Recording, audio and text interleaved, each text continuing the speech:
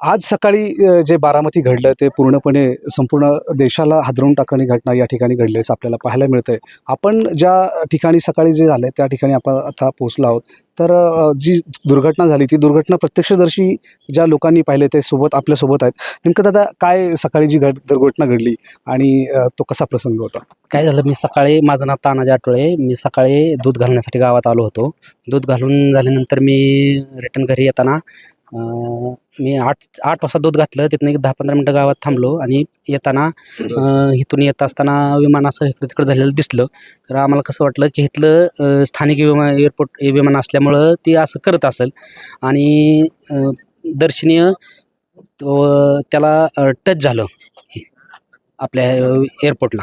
आणि टच झाल्यानंतर ते कोसळलं आणि कोसळल्याबरोबर पहिल्यांदा त्याचा टँक फुटला गेला.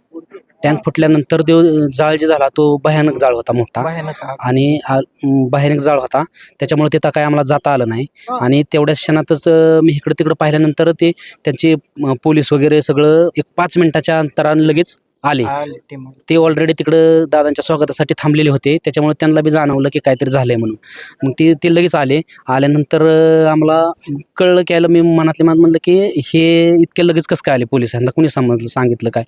तर त्यांना आधीच माहीत होतं दादाचं विमाने लँडिंग होणार आहे, येणार आहे म्हणून. तर मला नंतर किरणदादा दिसल्यानंतर मग दादांपाशी गेलो. दादा रडायला लागले तिथं. दादांपाशी गेल्यावर तर दादा म्हणाले की आपले दादा आहेत म्हणून.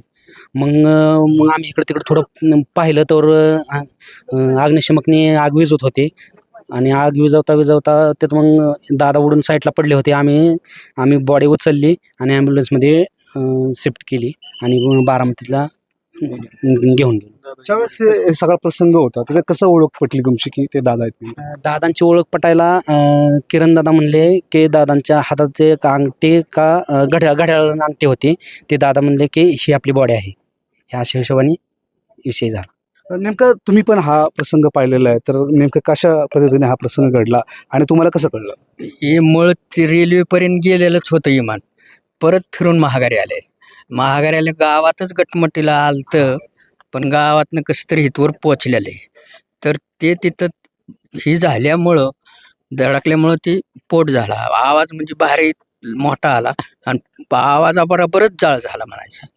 आणि जाळ झाल्यावर आता ह्या पट्टीपासून आता ते किती खड्ड्यात आहेत त्याच्यापासून 10 फूट उंच जाळ होता, कमी जास्त. मग खाली त्याचं अंतर ती सोडून वरची 10 फूट धरून किती अंतर झाला. मग एवढ्यापर्यंत झाला. पण तिथं कसं आहे, ती बारका नव्हता, जाळ लय मोठा होता. खूप मोठा त्याच्यामुळं इतक्या गेलतो तर जाळ खूप मोठा चाललेला. तर काय करता येईल? काहीच करता येत नव्हतं. मोठा स्फोट झाला पहिल्यांदा, परत बी दोनदा आणि एकदा परत स्फोट झाला. म्हणजे टँक काहीतरी आतमधनं फुटतच राहिलं. पण काय जवळ जाताच येत नव्हतं ना, आणि जवळ जाता येत नव्हतं त्यामुळे काय करता बी येत नव्हतं. त्यापर्यंत त्यांची टीम आलतीच 5 मिनिटातच. किती लोक होती तरी त्या आतमध्ये सगळे? 5 ते 6 जण होते. सारखं नव्हतं, जाळातनं काय दिसतच नव्हतं. तर कसं बघणं येणार, किती मापायची असं होतं ना. जाळच असं लाल झरतच असा होता, तर ते दिसण्याला हेच नव्हतं. आणि दोराचा पोट बी तेवढाच होता. आणि जणू का फड कसा पेटावतो त्याच्या पडचा दोराचा पोट. मग आता माणूस त्या कडेला एक असला कुठं जाऊ नये म्हणून ह्या कडेला एक असला तर तिकडला माणूस दिसणार, इकडं आणि इकडला तिकडे दिसत नाही म्हणलं, हिथं तर कसं दिसणार. आणि गांजा आबाळ बी होतं, त्याच्यामुळं काय एवढं दिसण्याचे. दुर्घटना घडली आणि त्यानंतर तुम्ही पोलीस आले किंवा ॲम्ब्युलन्स आले, तर नंतरचा पुढचा प्रवास नेमका काय होता आणि दादांना तुम्ही सोबत घेऊन गेले?